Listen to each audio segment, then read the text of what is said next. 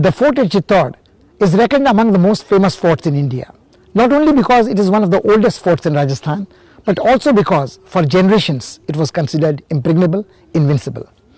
Be it Alauddin Khilji or the Grand Mughal Akbar, whoever invaded it had to contend with very brave defenders. The fort has thick ramparts, big gates, sharp turns, like any other fort. But the best defense this fort had was the brave warriors who defended it.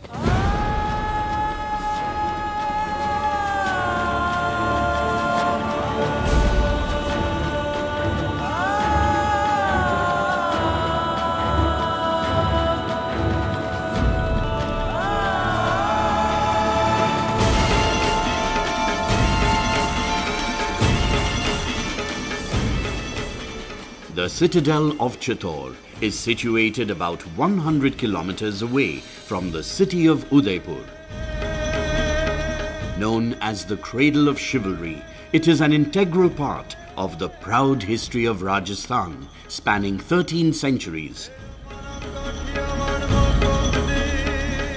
The martyrdom of countless brave hearts has sanctified the compound. The fort spreads over a tract of land that covers 700 acres, with a circumference of 13 kilometers.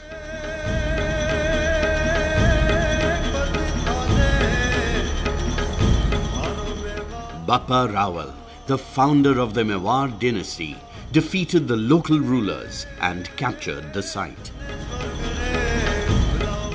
Later, his successors made it their capital.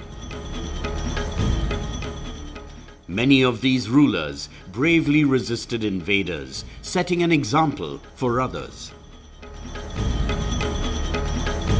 A lot more has been written about Chittorgarh, and a lot more of the stories of the bravery that took place at Chittorgarh are known. So it is one of the kind of standard bearers for Rajasthan history. Fighting to the last is one of the things they talk about.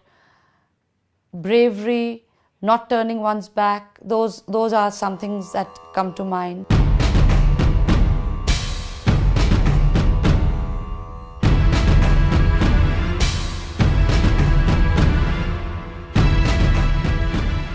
The old fort was built on a hill about 500 feet high, and this was enough to protect those who lived within it in those times.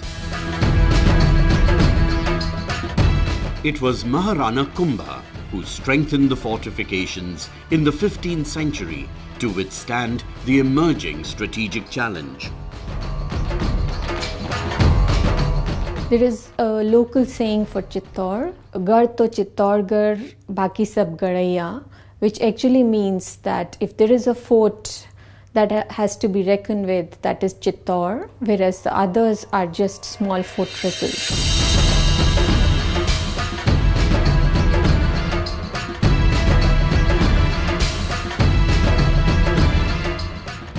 Ramparts were raised in 2 or 3 rows all around to provide stronger defense.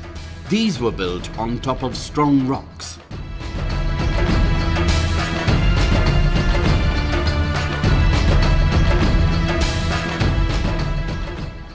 When Qutbuddin Aibak, the Sultan of Delhi, attacked the fort, these ramparts foiled him.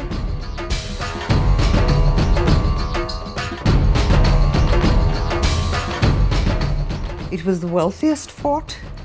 It commanded the countryside and it also commanded the resources. There was phenomenal wealth in Gujarat, and Chittorgarh stood between the Sultanate of Delhi and Gujarat. And they all wanted to reach Gujarat, its wealth and its access to the sea, and Chittorgarh was the bastion between them. So to conquer Chittorgarh was to command north and south.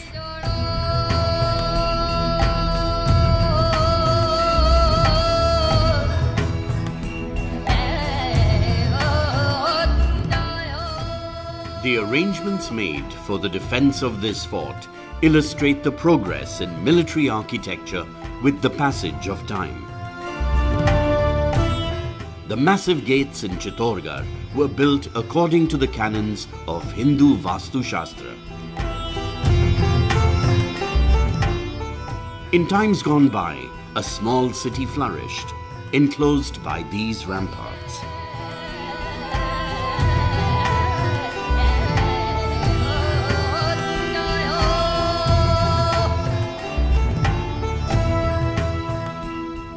Mere mention of the fort of Chittor conjures up visions of the tragic tale of Princess Padmini. Like Helen of Troy, whose face had launched 1,000 battleships, it is believed that it was the peerless beauty of Padmini that provoked Sultan Alauddin Khilji of Delhi to assault the citadel to claim Padmini as the prize. The tales of romance between Princess Padmini and her consort husband Ratna Sen are the subject matter of the Hindu epic Padmavat, written by Malik Muhammad Jaisi. This tale, it is believed, is to be interpreted metaphorically. It does not deal of lustful worldly love alone. It talks of the restlessness of the individual soul to be one with the Almighty. The depiction of Baramasa, the changing cycle of seasons, in this poem is supposed to be matchless in Hindi literature.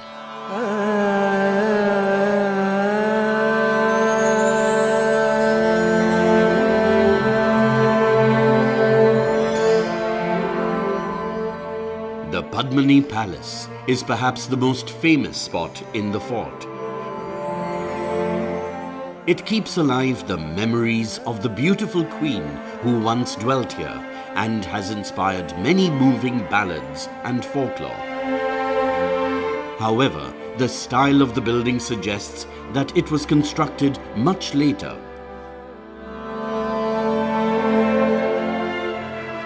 He laid siege to Chittorgarh, and when he finally gained access to and he wanted to meet Rani Padmini, he was promised by the Maharana that he could see her reflection in the Padmini Talab. So she came out of the palace down onto the steps and her reflection was seen in the pond. And Alauddin Khilji, of course, fell madly in love with her, and through deceit he was determined to get her through fair means and foul. And then, of course, the famous story of once Chittorgarh fell and Rani Padmini led the Johar of Chittorgarh.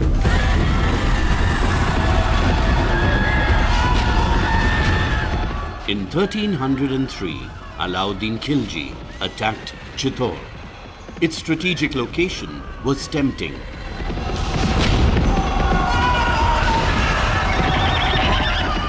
After a long siege, lasting many months, the fort was subdued. The Guardians fought bravely to the last breath. Over 50,000 soldiers were killed.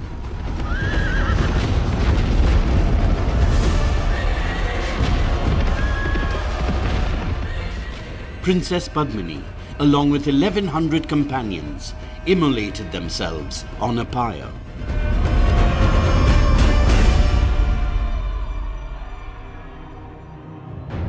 After the battle, scenes of devastation could be seen everywhere.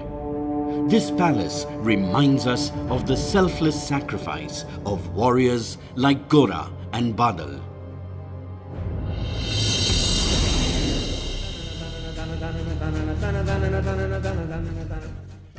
After some time, the Rajputs regained control of the fort, and peace and prosperity returned to Chittor. Mewar reached the zenith of its glory during the reign of Maharana Kumbha.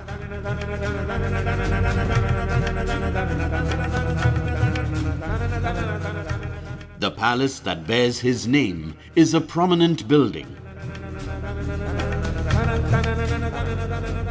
It has a large hall of audience, and residential rooms for the queens are built along the corridors.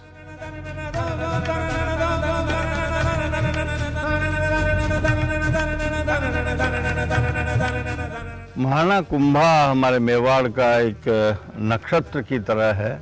वह बहुत सारी कलाओं के विद्वान थे। उन्होंने संगीत की सब विधाओं का वर्णन किया। खुद लड़ाका थे। उनकी एक विचित्र वीणा इंस्ट्रूमेंट इजाद किया, वो बहुत प्रसिद्ध हुआ, और उन्होंने मालवा और गुजरात जीता। Throughout his life, Maharana Kumbha battled with the armies of the Sultans of Gujarat and Malwa. He always emerged victorious. After the conquest of Gujarat, he erected the Tower of Victory.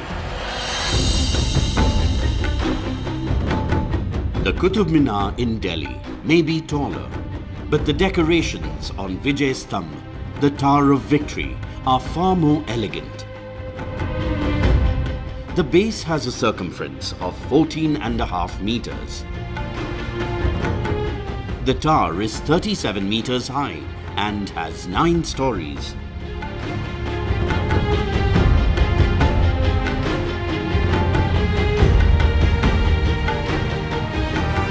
Linkage of the spiritual and the temporal, because the Vijay Stambh is built alongside the temple. Valor was as much an obeisance to God as it was the victory of the king. And I think that interplay defined the way kingdoms were built and India's heritage was built and respected.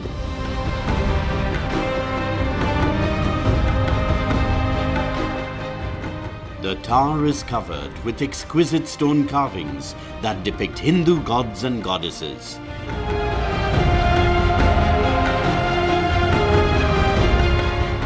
Sculptures of the rivers Ganga, Yamuna and Saraswati, along with celestial creatures like Gandharvas and Apsaras, also decorate the walls.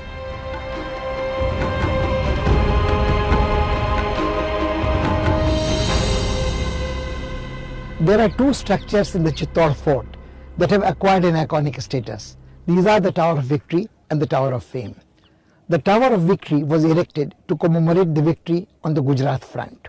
It reminds us of the uses of military power to protect ourselves.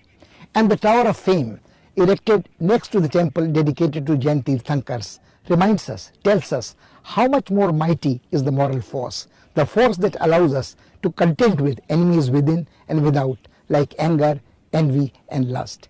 And such is the fame that makes man really immortal.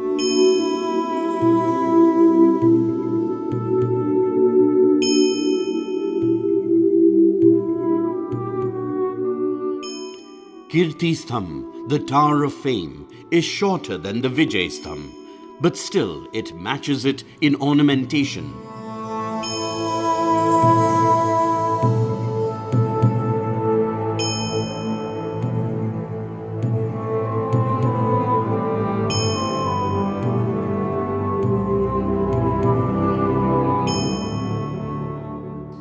The structure is decorated with unclad Jain idols, indicating that it was commissioned by a rich trader belonging to the Digambar sect. The ceiling too bears the Jain imprint.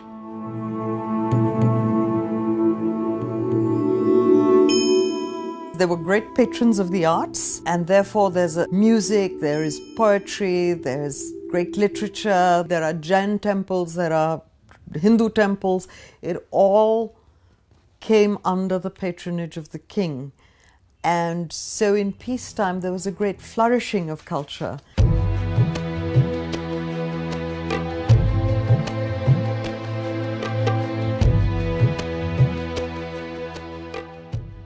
The Satbis Devri temple complex presents glimpses of the evolution of Jain temple building styles between the 14th and 16th centuries.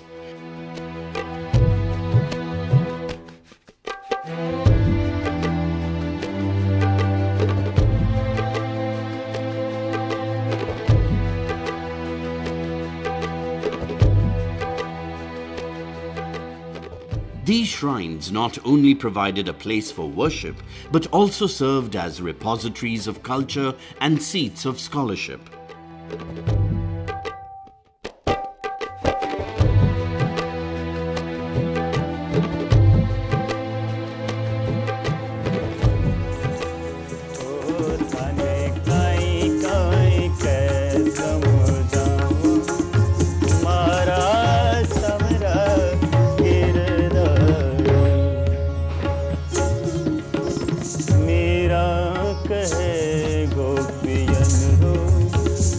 Hello.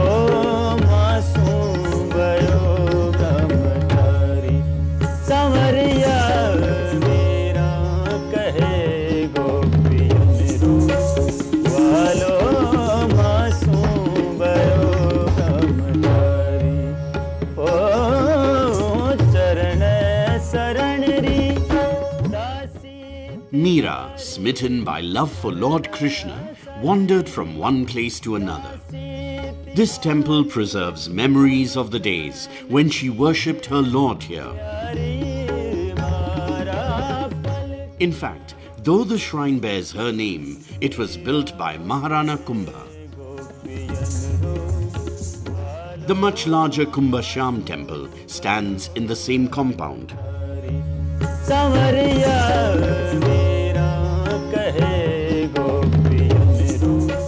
One of the most memorable legends associated with the fort of Chittor is that of Meera. She was a Rajput princess married to a scion of the Chittor family. From the beginning, she was not attracted by the pomp and pageantry of the royal life. She wanted to share her life and her love for Krishna with the common people, be one with them in their sorrows and joys. Meera very courageously took a step to break those shackles of feudalism that restricted a woman from leading her life according to her own wishes.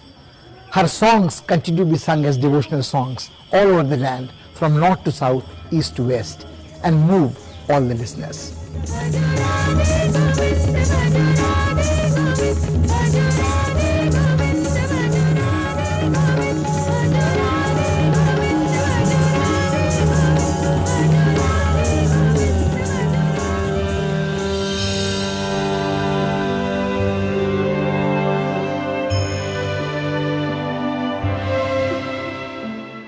After her marriage to the Crown Prince of Mewar, Meera used to live in this palace. However, she preferred the small temple to the confines of the large palace.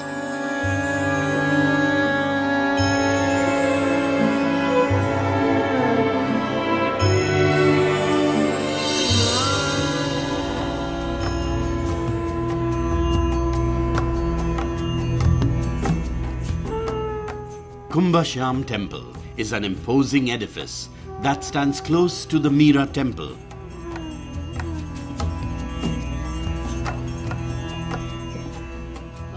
Idols of Sri Krishna, Balram and Subhadra are installed here.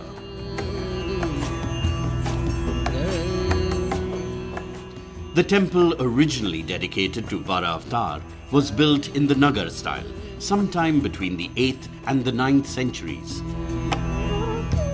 It was badly damaged when Alauddin Khilji raided Chittor, and it was later rebuilt by Rana Kumbha.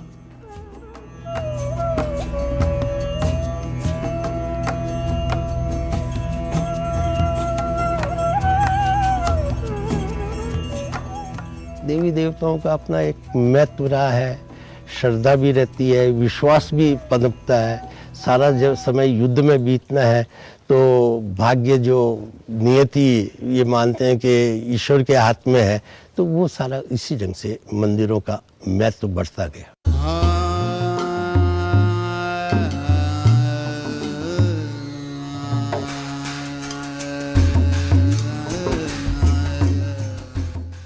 Jatashankar Mahadev Temple is another remarkable temple commissioned by Rana Kumbha, a devotee of Lord Shiva.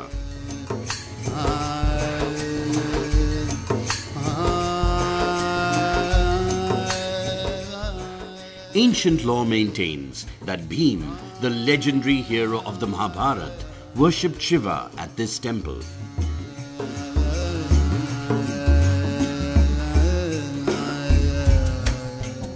Mewar के महाराणा इकलिंग जी के दीवान कहलाते थे। वो कभी शासक नहीं कहलाते थे, इकलिंग जी के दीवान के रूप में थे। महाराणा के खिलाफ विद्रोह इकलिंग जी के खिलाफ विद्रोह है। तो देवताओं का एक श्रद्धा केंद्र होने से उसके बहुत से लाभ शासकों को प्राप्त हो सकते थे, जनता के उत्साह को बढ़ाने भी और जनता के रोष को कम करने में भी।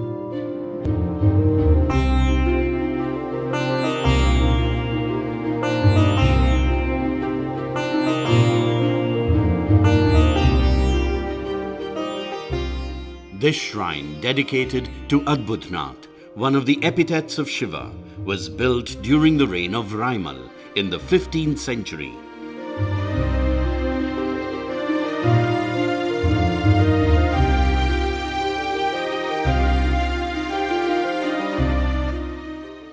The The statues carved in stone reflect very refined sensibility, and the elaborate decorations testify to the prosperity of Chittor during that period.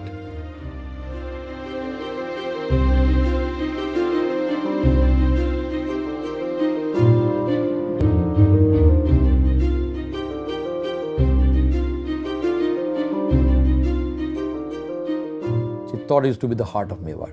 This is on the route to Gujarat.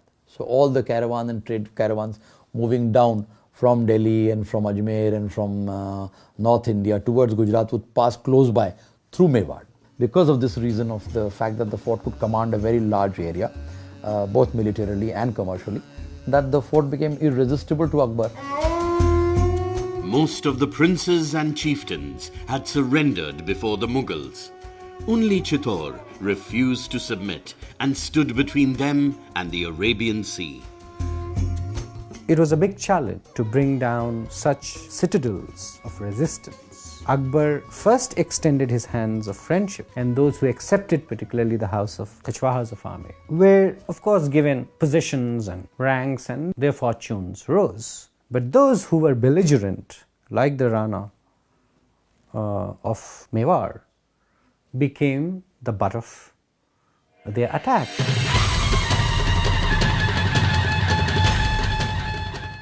Emperor Akbar invaded Chittor in 1567. The citadel could be captured only after a 3-month-long siege. The infuriated victor ordered the large-scale slaughter of all those who had resisted his forces. Thousands lost their lives. Women in the palace chose death over dishonor.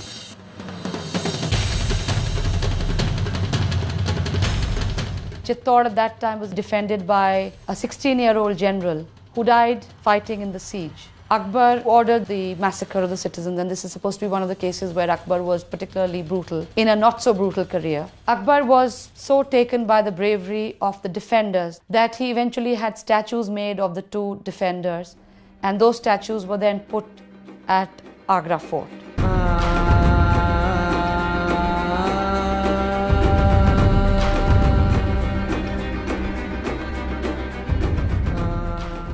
This palace commemorates Jaimal and Patta, two brave soldiers in their teens who laid down their lives defending this fort.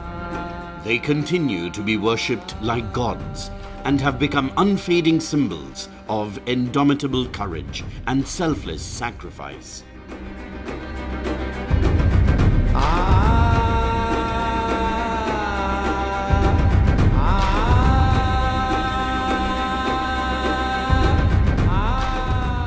All those who love freedom rank Chittorgarh above all other pilgrimages. I long not to visit Ganga Sagar, Rameshwar or Kashi. It's only for Chittor that my eyes are always thirsty.